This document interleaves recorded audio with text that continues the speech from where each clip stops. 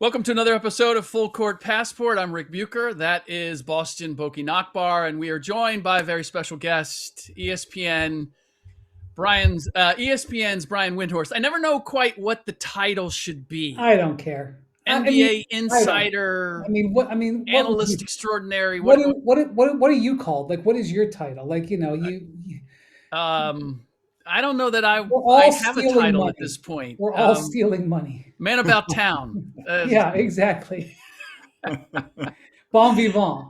Yeah, Yeah, there you go. In any yeah. case, great to have you, Wendy, and thank you for joining us. The occasion is that saw that you had attended the Derby, the Red Yeah, Star-Partizan Derby. I was going to yeah. give Savannah Zvezda a shot. How did I do, Boki? Solid. This has been Brian. This has been the adventure here doing this Full Court Passport show. Is that I am tested in my ability to say a variety of international names and of teams and players, and Boki is guiding me through it. But it has Yeah, been it's we're been a learning curve. embarrassing as American. I was in Switzerland last week, and I was, people there just routinely switch between German, Italian, French, and English. I mean, Boki, what do you probably, you probably speak Spanish, Slovenian, Yeah, English, whatever. What else? yeah. German. I I mean, understand Italian, so I would do well in Switzerland. Let's put it this way. I'll just say this. It's the one thing I can say as an ignorant, ugly American. If you're only going to speak one language, English, you can get by a lot of You places. can, you So can, that's the only thing I can say. you Very can, true. you can. No, but I was kind of following your trip to Belgrade as much as it was possible. You're not the guy that would basically film everything as you went from the No, I airport to the know, hotel and all I that. So know, I I was know. hoping for So some background video, but I was really curious to hear your experience from that because it is unique and it is something special. And maybe just as a beginning, how long did you have that interest in attending that, Partizan, Crvena Zvezda, Red Star game? Because it's kind of, becoming a thing also with people outside of EuroLeague. yeah, it was a big event, really, and I mean, I would say it should be a destination, but you should prepare yourself for what you're getting into. I've covered international basketball since 2006, which is where I was at it was called the World Championships then Hmm. in Japan, which I know you were there. Yep. Because I remember the Slovenians, you guys advanced out of the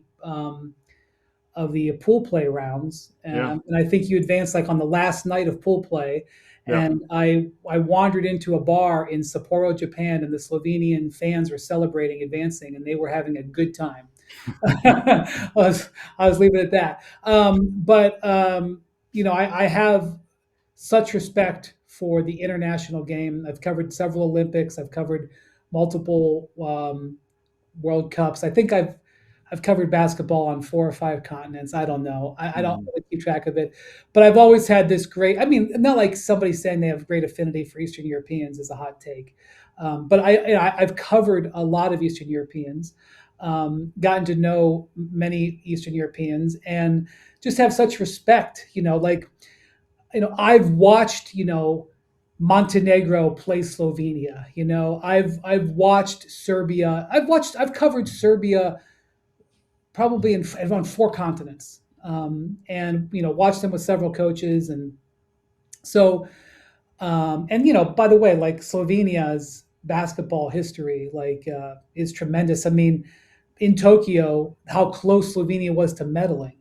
Yeah. I mean, Yeah. that game, Australia versus Slovenia, like as an American, like it doesn't mean anything to you, but to me, who tries to understand and appreciate international basketball, what that game meant for Slovenia, the chance to medal against Australia, that group of players for Australia had been working together for like 10 to 15 years to get to that moment where they could medal. And there was this game in front of no fans for the bronze medal in Tokyo that represented blood, sweat, and tears for many, many. And I'll always remember it. Mhm. Luca's run in that whole summer, Hmm. and so part of the thing that because of that, that's like someday I want to get to Belgrade for the Eternal Derby.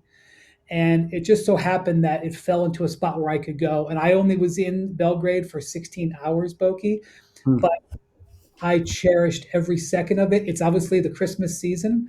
Yeah. I know that the Serbian Christmas is later. Yep. The Orthodox Christmas is much later than the Catholic Christmas, but the city was turned into the holiday season. So the city center was alive and beautiful. I was there on a Friday. The weather was pretty good. I mean, it was like misting for like 12 straight hours, but that's Belgrade gray, I guess, Sure. what they call it. It's always, and I'm from Cleveland. Belgrade reminded me of Cleveland, except for Belgrade's a nicer city. Like, in terms of the beauty of the city, I probably just got myself in trouble by Clevelanders.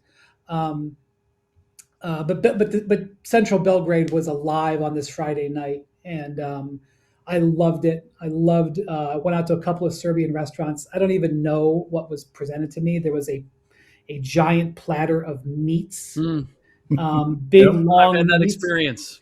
big long meats in like a roll, and the waiter just started cutting the meat, and cheese started pouring out of it. And Boki, I didn't even know what it was called. I couldn't even tell you the name of the restaurant. I couldn't tell you what it was called in the menu. I just wanted more of it. And then obviously the game. I think the game was at 8:30 or 9. I can't remember. It was late. And before that, Mega actually played a game earlier in the night, which Mega has produced many great players, but most famous for Nikola Jokic. Yep. And so I went to see Mega play a half at their gym, which is in an old a small arena in Yep. Belgrade.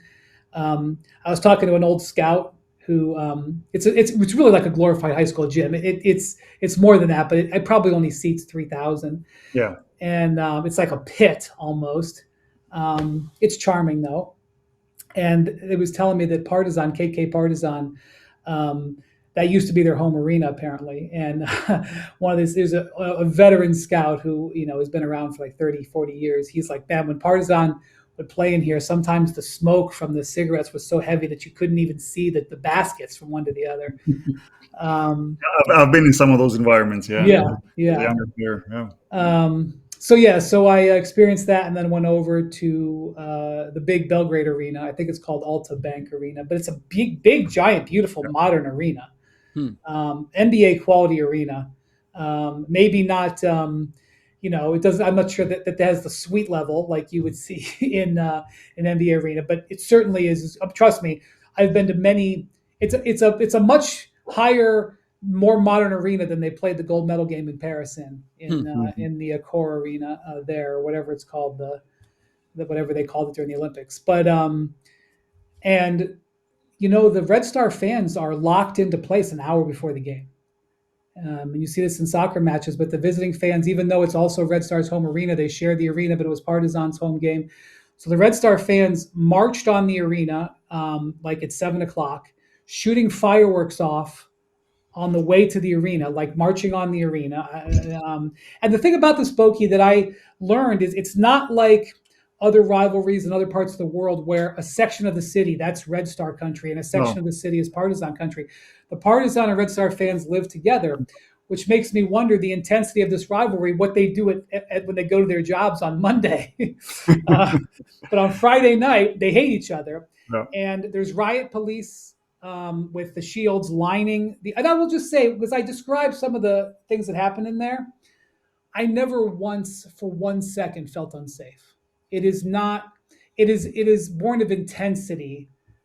Now, I wasn't in the middle of the gravediggers, which are the Partizan faithful fans. Yeah. But I want to be clear, as I described what the situation was like there, I felt nothing but joy. in the environment. There was a couple of things where it was like, well, I'm glad that's happening over on that side of the arena, not next to me. But as I described this, I don't want to make it sound like there was not. Yeah. Now I wasn't maybe in a back alley where maybe some raw words were had, because Serbians are not afraid to not back down from their position on things, but. So the riot police were there, and they're holding their shields, and they're all lined up. And so the Red Star fans are locked in. They have like 3 sections in the upper deck behind one basket, and the Partizan fans have everything else. And the arena is 100% full and deafening level 45 minutes before the game. Wow. And and I don't know, maybe this is something that the Red Star fans do, or this is commonplace. And I've been to European games. I've never been. This is my first ever trip to Serbia. I haven't been to Slovenia. I haven't experienced this. Maybe this is commonplace. I'd never heard this before. But when the Partizan fans wanted to jeer, they would use this technique where they would whistle. Yeah. They, Hmm. and you get this, Rick. It was like this ear-splitting, like jet engine level squeal that was specifically meant to send dislike down on the players, Yeah. and I felt it. And Well, so, all Partizan games, or most Partizan games in EuroLeague, or I should say, all Partizan games have that kind of fan support. What added to it, and I know you know, Brian, is it's a derby between the two teams in the same city, and number two, what happened prior with inside the team, the legendary coach leaving, some yes, turmoil. So it was a yes, big test for not just for players, not just for team, but for Partizan as an institution. Like, hey, can we, with all that we have going on in the background, can we withstand that? Can we create this atmosphere, and can we win? Which they did. And I think you probably hit the best game on the that's what schedule that you everybody could. was saying. Like, I not only did I get the derby, but I got the derby at the exact right spot because Yeah. Partizan has been struggling. I had lunch with Sasha Pavlovic, who I Hmm. covered for 5 years in Cleveland. He lives in Belgrade, and he is on the board of Partizan. You were there for 16 hours. You got a lot done in that 16 hours, brother. Well, My goodness. I'm efficient. I also, at the lunch also was Joakim Noah. Yeah, I saw that So he was there. Yeah. so Joakim, Sasha, and I talked about 2000s basketball. Rick, you would have been you and Boki would have been amazing at this table. We could have gone over 2000 the 2008-9 season for a long time. Hmm. Yeah, so Sasha's on the board, and he played at Partizan for parts of 2 seasons, I think. And so, Sasha is he's actually from Montenegro, but he's a proud Serbian. Mhm. Sasha doesn't believe that Serbia and Montenegro should be apart, much less probably, I don't want to speak for him, but he probably doesn't believe any of the countries should be apart. But yeah, so I talked to Sasha. I fully understood. Sasha took me to the big cathedral that is built in Belgrade, the big giant white Yep. cathedral, Yep. which is a jaw-dropping place.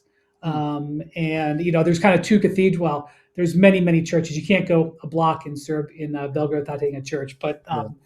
I could almost say that two cathedrals in Belgrade, one of the arena and one is this giant cathedral, which is so important. The faith is such an important thing to Serbians, and so anyway, yeah, I got sort of that breakdown, and I understand.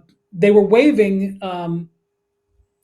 The fans are waving giant flags the whole game, Boki, as you know, and the coach, the former coach's face is on one of the Yeah. flags. Yeah. Yeah. Um, Obradovic.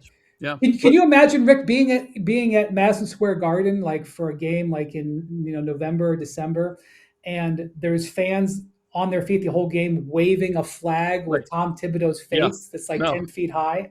That's kind of what it would be like. Yeah. Yeah.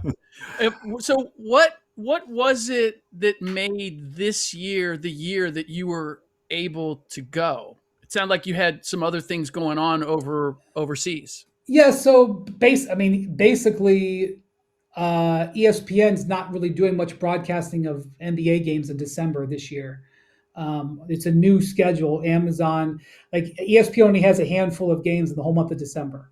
So it was the NBA Cup semifinals, but ESPN didn't have rights to them this year. So I had a weekend where I could go. I also went to London to see some soccer matches, which I love going to see. The thing about it is, like, a ton of the teams in England, including the London teams, are like owned by Americans, and in some cases owned by Americans that also have NBA ties. So, Including like, LeBron.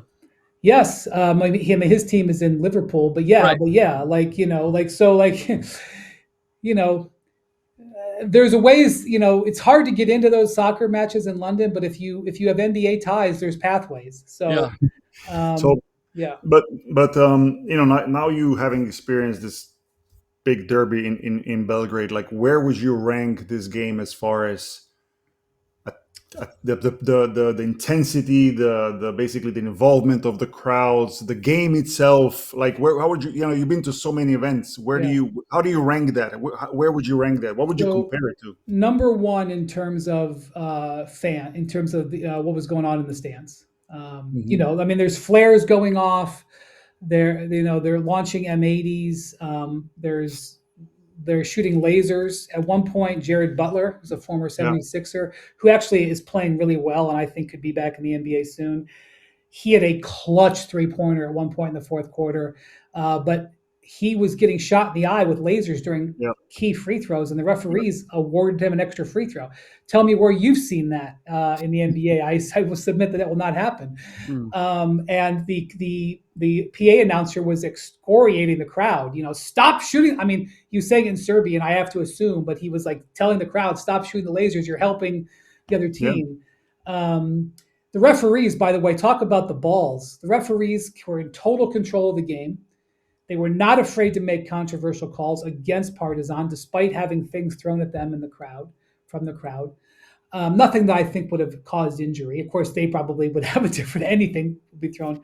I talk about the guts to officiate that game. I think if you can officiate a Partizan Red Star game, you can officiate anywhere in the world, quite frankly. And I thought the referees did an excellent job. I was extremely impressed with the officiating. So to me, Boki, number one in terms of the environment created by the fans. In terms of the overall basketball experience, it was a good game. Dwayne Washington Jr., former Yeah. NBA player, Yeah. he was the star of the game. I think he had 25 or 27 points, made 3 or 4 huge plays down Yeah. the stretch for Partizan. A bunch of former NBA players in the game. Donatas Motiejunas, Jabari Parker. who didn't play well and actually got benched in the second half. Isak Bonga, who Yeah. plays for the German national team as well, has played in the NBA, and I think is another guy who could come back. I'm forgetting. There's a bunch of Americans. That's a regular. I mean, I don't know how much you follow EuroLeague. Not that much, unfortunately. And that's a regular. If you would watch majority of EuroLeague games, you would recognize players that either had a short stint in the NBA or actually played but never really broke through, in a sense that got a big contract or felt Right. comfortable and just said, hey, I want to try something else. Just like, for example, Kendrick Nunn in Panathinaikos. Who's right? a dominating player in the EuroLeague. Incredible, right? And he's made a name for himself here, and I don't want to speak for him, but he looks like it very comfortable where he is, and would most likely continue here, even if he gets a similar offer from the NBA. Like, that has happened because players do find their home here, and they appreciate that intensity, the crowd, the love from the city, that you maybe in NBA don't really have, because so many times these types of players are moving from city to city. They're journeymen.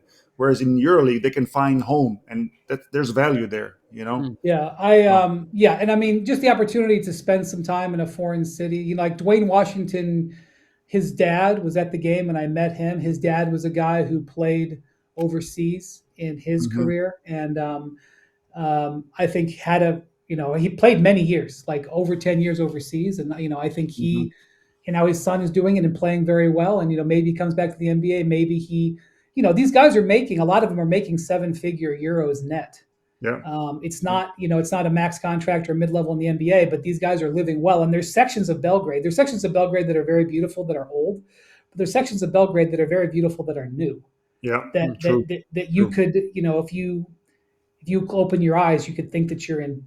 This is embarrassing. People might mock me and say, no, you're full of it. But if you opened your eyes and you didn't see that it was all gray outside, you could think that you were in Paris or Miami. In sections of Belgrade. You think I'm crazy, but I'm just no, I've seen it, and it's not just Belgrade. I mean, I don't know how much you've seen other cities where EuroLeague teams are, but you have team like Paris playing EuroLeague. You have Barcelona, you have Madrid, you have Istanbul, you have Athens. I mean, it's so many amazing cities where players, like I said before, do find home, and American players who and they love to come back after they retire, actually. And that's what I'm talking about. Like as Americans, it's incumbent on us to try, if we can, to educate ourselves about the world. And there's places in Manila, Philippines, that are as beautiful as any city center in America.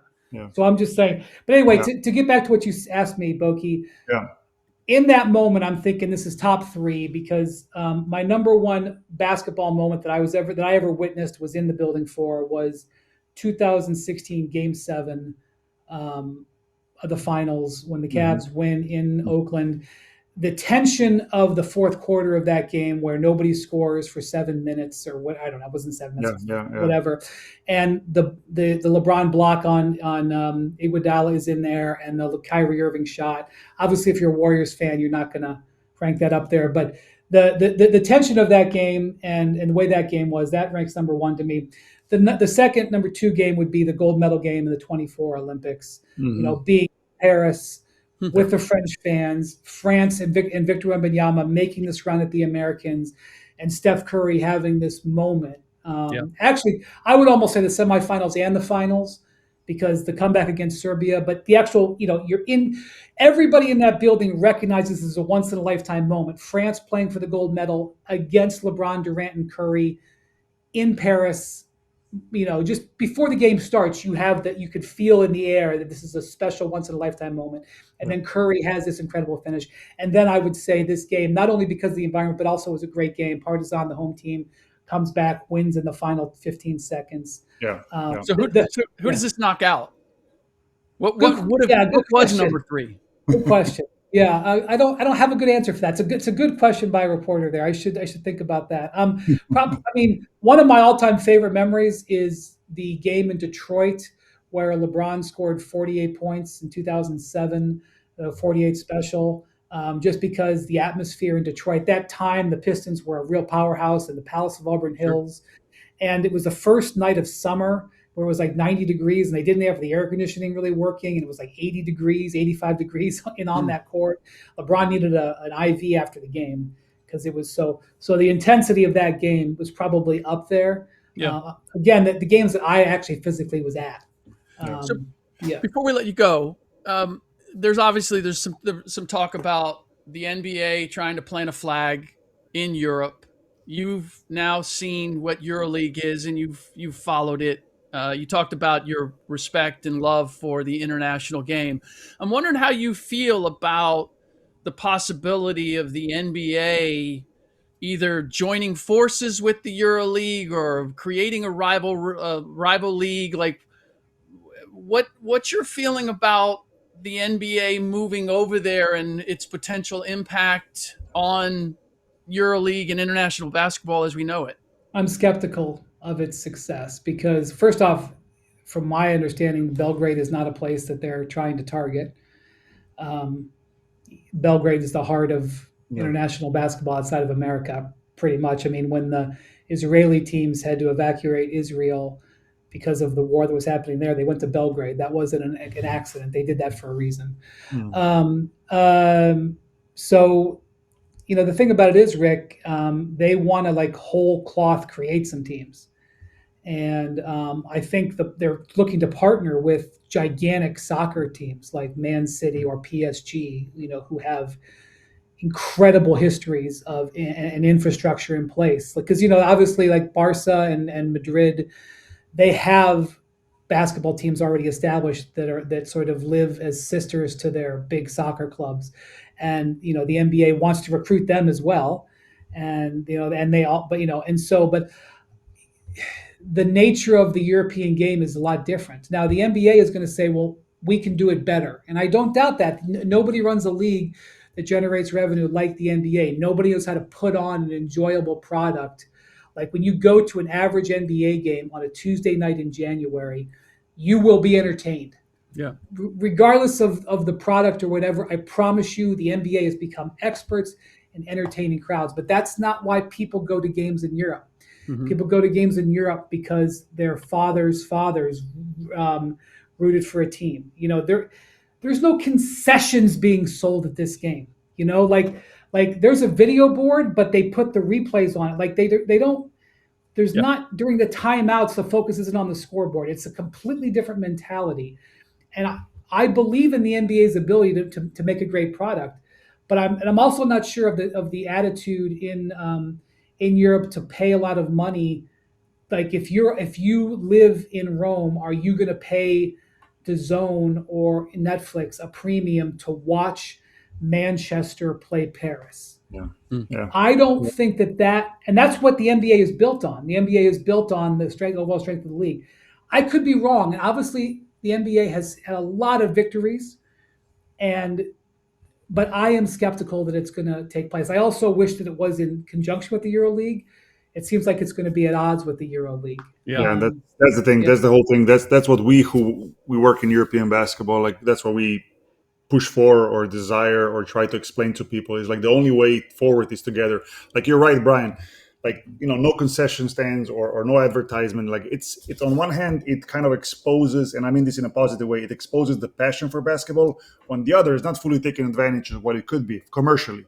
Yes. So NBA being this commercial giant could help in so many ways when it comes to that. But what I'm afraid of, and we spoke about this with Ric before, is losing the soul of basketball that we have in Europe during that process. That's something that has to be preserved, and that's the thing that I think you kind of see as well as an outsider in that sense. Yeah, I look. It's gonna happen because the NBA has deemed that it's gonna happen.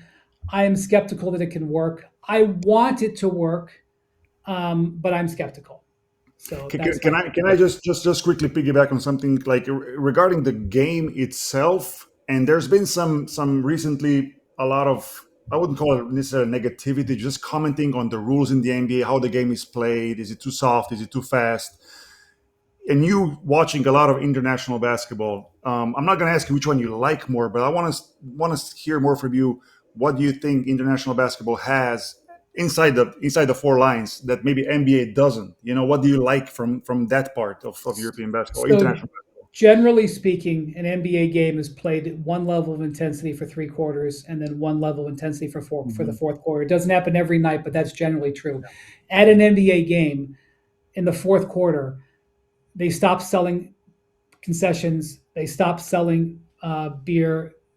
Basically, in the fourth quarter, there's nothing. The only thing that matters is the basketball. The first 3 quarters are to pay the bills, and the fourth quarter is for the competition. You could argue that the entire NBA season is like that. The first 3 quarters, you have your 82 games. Some games are good, some games are not, but you basically pay the bills. And then the last part of the season, the playoffs, is where the intensity is. That is sort of the mentality. And the NBA generates $10 billion, and a lot of people get fabulously rich, and it's a very successful business. That is not the European mentality. The European mentality is completely different, whether it's a 40-minute game, whether it's the nature of the way the game is played. It's different. Like when you go to Paris for the Olympics, they left literally billions of dollars on the table because of things that they didn't do commercially or whatever. But the intensity of the Olympics and the beauty of it was incredible. In LA, I promise you, you'll be able to get better food. You will be able to get better merchandise. It will be you will be able to get better club seating. You'll be able to get better luxury experiences, but it won't have the aesthetics and it won't have probably the logistical ease. That's the difference between Europe and the way America and Europe operate. You can enjoy both of them. I love going to games in LA. There's nothing like a Lakers game. And I can go to this bare bones arena in Paris and say it was one of the top experiences of my life, but they are not similar. Yeah. And if you try to force one into the other, you're going to get disappointed. Yeah. Awesome. Brian, I know we have to let you go. You have other commitments, but I'm glad that we were able to give you a forum to talk about international basketball that I'm sure you're not getting anyplace else in spite of this experience. And so I'm going to leave the invitation open. If there's an opportunity or a reason, we would love to have you back and continue the conversation. I really enjoyed it, guys. Take care. Have a great holiday. All right. That is... that's Brian Windhorst, my former colleague at ESPN, and continuing to thrive there, which I'm happy to see because one of the best when it comes to covering the league was that before he got to ESPN, has been that since then, and has been able to maintain his integrity in terms of how he covers the league. And there's clearly a pure passion for the game itself, and not just all that being on ESPN and that platform afford. So, yeah, I mean, he's tremendous respect for him.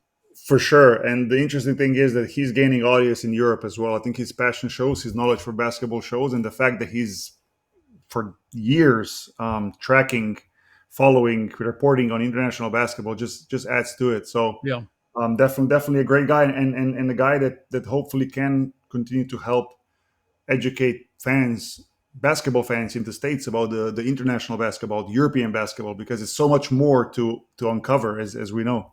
Yeah. So, sort of piggybacking off of his experience with, and you, Zverna Zvezda. Crvena zvezda. God, I'm going to get it. I'm going to get it. I will get it at some point. Red Star-Partizan, his experience. How much does the win heal some of the wounds that were there as a result of Obradovic stepping down? It's a difficult question to answer. I think it's, I think it has to do, or this situation is comparable a lot to general European basketball, which is you live only as good as you are today. That's the moment you live in. And what I mean by that is the players stepped up. They beat the city rival, huge game, huge win, but they've lost last night against Virtus at home. And I could see already a little bit with the fans and media kind of going back and saying, hey, it's the same players, and we, we're not satisfied with how they're producing. So my point is that as long as you're winning, you're good, and that's going to last just as long as you can produce on the court in a difficult situation like that. But I really think that, and I believe that team can still pick it up in the long term. I don't know what that exactly would mean. If somebody asks me, can a team make a play-in? Can they make a push for a playoff? Very difficult. We don't know who the coach is going to be going forward. We don't know if there's going to be some changes with the team personnel. But there's talent there, and there's guys, if they play together, they're dangerous to beat anybody. They've shown that. But it's just about consistency. And at some point during the EuroLeague season, if you want to make it to the play-in or playoffs, you got to hit that stride. Like, you got to be able to put together 5-6 wins. It sounds small, it sounds little, but it's huge in EuroLeague. And I think these teams like Partizan and others, if they're able to do that and string those wins together, that can propel them to all of a sudden not just feel better about themselves, but also be higher in the rankings and kind of have that confidence going forward, saying, hey, we can do this. And sure, I hope for the players. So I know them; they're good guys. I hope they can pull together and have a successful season. Yeah. So for people who may not be familiar, and I thought about this question because I'm watching Steve Kerr with the Golden State Warriors, and the fans are being incredibly critical of the job that he is doing because of where the team is now and the expectations. And I'm looking at this team that he has, the roster that he has, and I'm looking at what he's done over the first 11, 12 years as the coach. Was just a phenomenal run. And I think he's actually taken some teams subsequent to the dynasty years and helped them overachieve. But there are teams that want him. There are fans and even some people in the media that are suggesting that he should be fired, that he's the problem with where the team is now. We didn't see any of that with Zeljko Obradovic. And so I'm wondering, what is it about Obradovic that has made him so beloved and revered by Partizan fans? I think many things. First of all, he's been a legendary, I wouldn't just say coach, not just a player as he was before for a Yugoslavia national team, but just as a persona. Like, on one hand, a tough guy, tough coach, a tough person. I mean, but on the other, like, loved by so many. And I never played for him, but I have teammates, former teammates, friends, close friends who played for him. They all speak extremely highly of him. And they said, hey, he was the toughest guy when the practice started or where the game started. Would go directly at me and look me in the eyes and tell me what's not working for me and what I'm not doing good. But once the practice was over, he would be the genuinely the nicest person, caring about you, caring about your family, caring about your life. And I think people see that. People recognize that with him. And years after years, decades after decades, I think people have seen him as a person first, then as a coach or as a former player. And I think that's why he has such a big following, not just in Serbia, but Europe wide. Like, when you talk basketball, when you talk coaching in Europe, that's the first name that pops up because of that, because of the huge respect they have. apart from the fact that he was extremely successful and won EuroLeague titles and has done things that no coach has done in EuroLeague. So it's both. And him coming back to Partizan, which was his team from way back, Yep. and trying to do something there. And there's another element to it, not just coaching that team, but being the face of that club when the club was fighting to get to EuroLeague and to remain to EuroLeague. Because remember, Partizan is not a shareholder in this competition. They don't have a locked space or locked position in EuroLeague. So there had to be a lot of, first of all, the club had to become competitive. Second, they had to do a lot of political work behind the scene. Third, they had to become more consistent when it comes to all these things. So as a club, he's done so much because he's been more than just a coach. And Serbian fans, Belgrade fans, understanding that, being extremely educated basketball-wise, they recognize that, which is no surprise to me. And that's why he has such a big following, such a big support. What do you mean it didn't have a locked position in EuroLeague? So in EuroLeague, you have 20 teams that compete, but only 13 are shareholder clubs, which have a permanent spot in EuroLeague. So no matter how good or bad they do in EuroLeague, there's some, or in domestic league, there's some rules about domestic league if you underperform, et cetera, which doesn't happen with EuroLeague team. But what I'm trying to say is that those 13 teams are basically locked to be in EuroLeague every season. So in theory, a shareholder club can finish 20th in the standings in EuroLeague, and they'll be back in EuroLeague next year. Whereas if Partizan is not performing, potentially they could lose that spot and somebody else comes in. Now, granted, Partizan has negotiated a multi-year license to remain in EuroLeague, but once that expires, we're again back to square one. Yeah. They could be out, potentially. I don't see it happening. I think EuroLeague and Partizan have to coexist forever. Right. But technically, there is that possibility. Technically, yeah. But as Brian explained, like, that's the city of basketball. That's where you go if you want to watch what Brian explained, what he saw. So, there's that. Yeah. So is there a world where we see Zeljko coaching another EuroLeague team this season even? I've seen some comment. I don't know in which medium, but I've seen a comment where he was saying that he will not, under any circumstances, coach this year. He wants to take a year off. But I love to see him back. He has so much respect, like I said, from players and European basketball in general. And I don't know where and how this would be. Is it possible for him to come back to Partizan? Not necessarily this year, but next year. I could see that. I could see that possibility. Why not? I mean, I don't know. I'm not, by no means I'm saying that I have an information that he would, but I personally would like to see it. If not next year, maybe in some other stage later, and maybe not as a coach, maybe in a different role in the front office. I mean, just to be there as who he is, the person that when you think about Partizan, you think about him.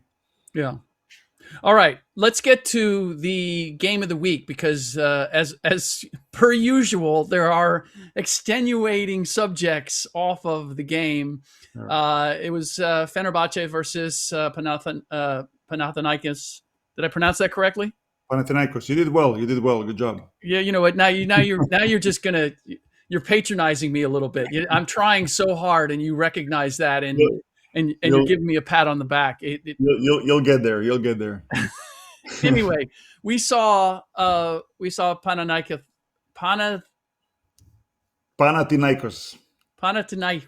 There you go. With an 81-77 win on Fener's home court. And I have to tell you, I was disappointed in the level of play in this game.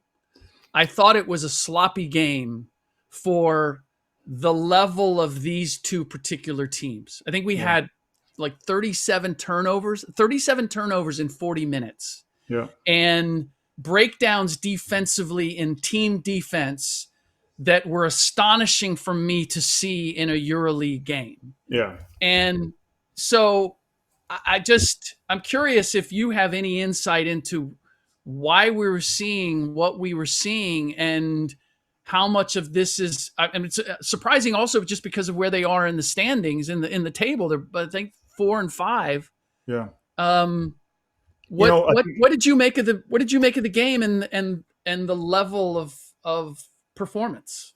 Yeah, I mean, a couple of things. First, when we say game of the week, is not necessarily that you and me choose the game that was The the most best well out of played all. or whatever. Yeah, Yeah. we're trying to find games that we can actually kind of like learn something from, or maybe give Yeah. some background information. I think that game, was played between last year's champion and the champion from 2 years ago. So definitely a high expectation game, and that's why you probably had these expectations. Hey, these two teams are top of the top, right? Yeah.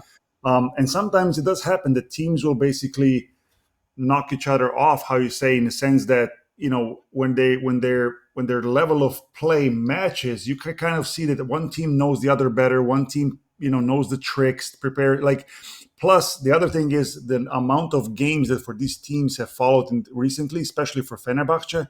Like, I know they've played, I think, I don't want to name the number, but a crazy amount of games, like 11 days. I think it was like 5 games, like it was just ridiculous. So between Turkish League and EuroLeague, and recently they played really well. I think they won 5 or 6 in a row. So it's expected almost that at some point, if you're gonna play against a good team, like you'll hit that roadblock and you'll have a poor performance, even though they were in the game basically almost until the end. Yeah. I think Panathinaikos was just just this is less tidbit better. Maybe a couple of players they had made big plays when it mattered the most. Yeah. It was very emotional game.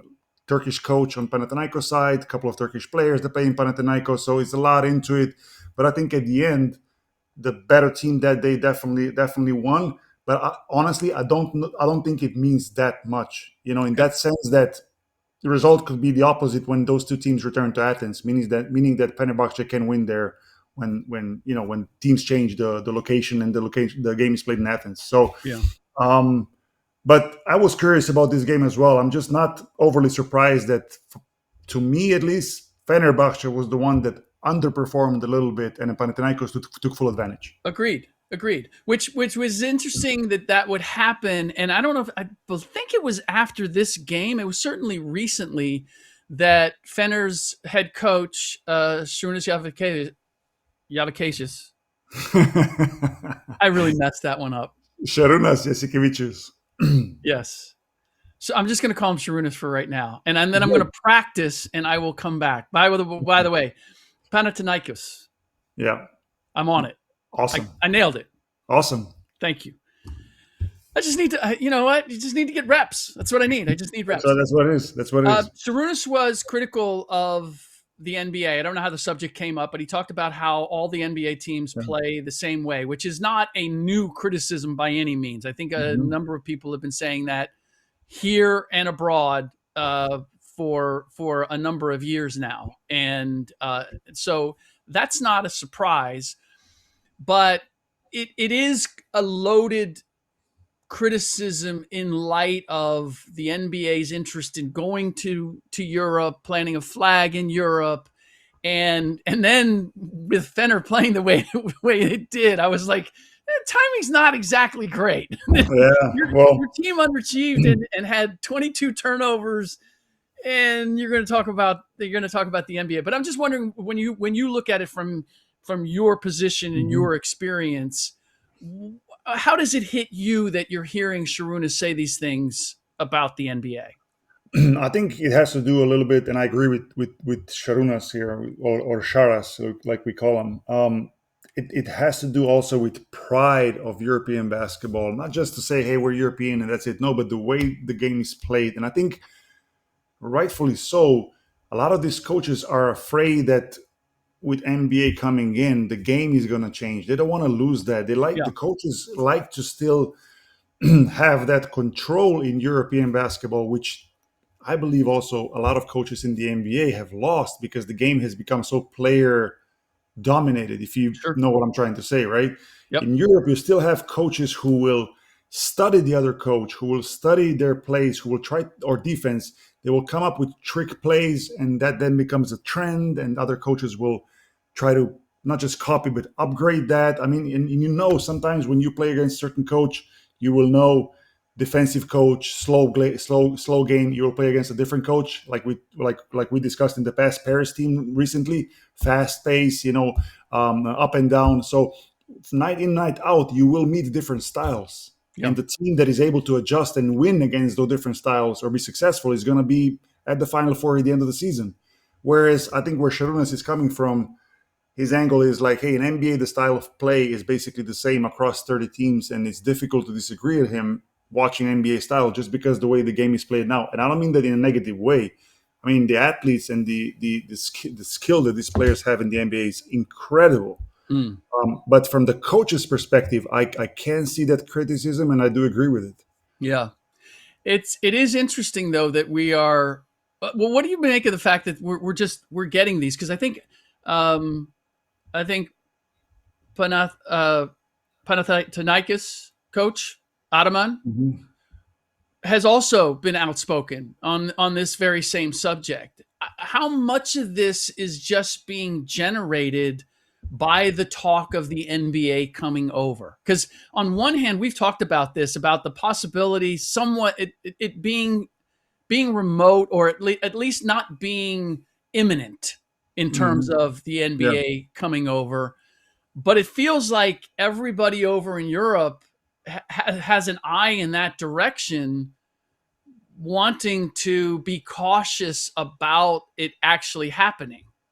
Because I think it's about losing what you have now. And for coaches, and again, I fully agree with them, is about having that control of running the game the way the game is played now. I think everybody would love to see European basketball becoming commercially better Successful. and successful and offering more to a casual fan and getting more from it, and having just in general revenues increased and clubs being able to make a lot of profit and new arenas being built. Everybody wants that. But like we said a couple of times already before in previous episodes, it's about preserving the European basketball, and that's where the coaches come from, and that's where a lot of players come from, as well, when they're like, hey, I don't mind a different league commercially. Sure, there's many things we can improve. I spoke to many players about this, and they all agree with that.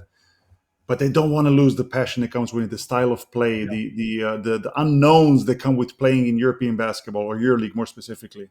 So do you think that they're responding the way that they are because there are people in Europe who are interested in partnering with the NBA or inviting the NBA in some respect? Because that to me is the only reason why they would have reason to say, hey, let's slow down on this idea because we have something special here.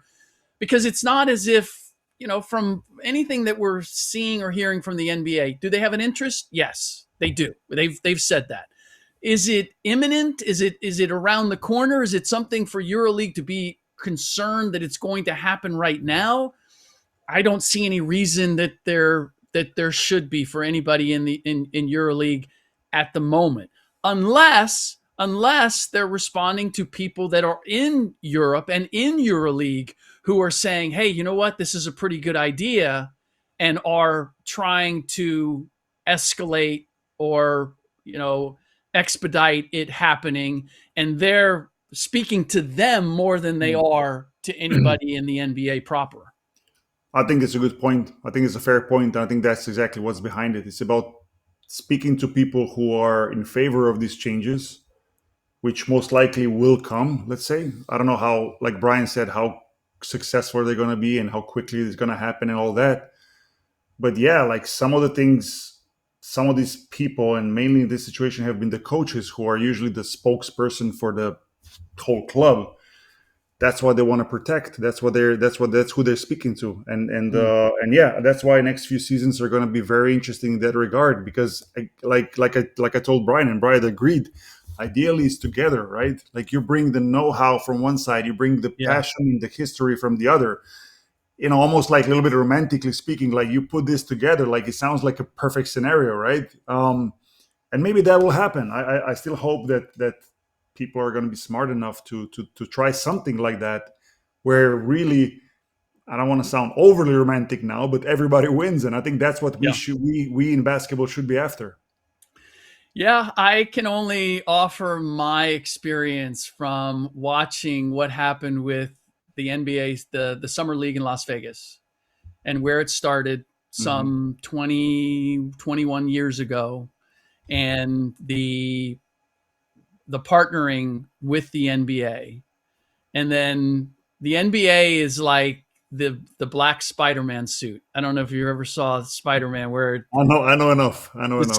The suit takes over, like slowly Yeah. but surely it just takes over. And like that to me, if you're going to partner with the NBA, that would be inevitable, and it would make EuroLeague a money maker like it's never been. Yeah. But there is something about Summer League that was lost in the process of it becoming the bonanza that it is now. Yeah. That it lost something. It lost some of its soul and its uniqueness. And I don't, from as a basketball person, much like Brian, like I so appreciate the purity of the game. Like what Saras, I'm graduating. I'm now going to use his nickname, right? Good job. But I think it's Charis, and I said Saras. It's Charis. You're good. So close. I'm really not that far off, Boki. Thank you for staying with me. I'm going to get there. I swear. But German was my first language, so it's like I have the linguistic ability in here somewhere. It's just I need to unlock it. In any case. No, but I agree with what he is saying. I wholeheartedly like. I want that preserved and protected at all costs, even if it means that EuroLeague never becomes the huge money maker that it has the potential to be. I'd like to see it be a little more financially comfortable, if you will, but I don't know if that's going to happen if you open the door to the NBA. I will say this. I think the comparison to Summer League is interesting. I know you're not trying to compare it. You're trying to compare it as something where NBA stepped in and changed it. I'm not talking about competition or the level of play or any of that stuff. No, I'm just talking about it as one enterprise that was independent, that invited the NBA to join it, and then was consumed by the NBA and became an NBA thing. Yeah, because like EuroLeague is a different animal when it comes to competition. When it comes to different countries and different cultures and different languages, and that's something that I think sometimes people forget when they think about EuroLeague. Think about this one league. It is one league, but think about different characters you're dealing with from different countries. So that's one. But maybe just to wrap it up, to me, it's about finding the positives from the NBA, from EuroLeague, and putting them together. Let's not focus on the negative that can happen. Let's try to recognize, point out the positives of each entity, and then you put that together. And then we can talk about what you said of becoming a league that is huge, profitable, et cetera, et cetera. Yeah. And I think that's at the end of the day is the only way to go, in my opinion. And we'll see what happens. This is why you've been so successful in your position, because you are looking at ways to join together in a way that is going to be profitable for everyone involved. Yeah. And it is, I think, more so in this case, because I really think that a lot of people can, not just people, I shouldn't say like people, but when I say people, I mean also fans and communities and cities, if you want to say so, they could lose if this is done in the wrong way. Yeah. And as Brian pointed out immediately, like Belgrade is not on the list in one of those cities, at least not immediately, to have, to participate in NBA Europe. To me, from the commercial part, strictly understandable, but from the passion, basketball history, and everything that Belgrade or Serbia means, completely wrong. And that's why I keep saying, let's take the positives and put them together. Let's not forget about what the positives are, and these positives have to be preserved. And I hope for cooler heads to prevail at the end of the day, and not have anyways, that's it. I'll leave it at that. Okay. All right. That's a wrap for this episode. I want to thank Brian Windhorst for joining us. As always, pleasure getting together with you, Boki. And while we are in the midst of the American holiday season, we will still be coming back and presenting another show for you next week. So stay tuned.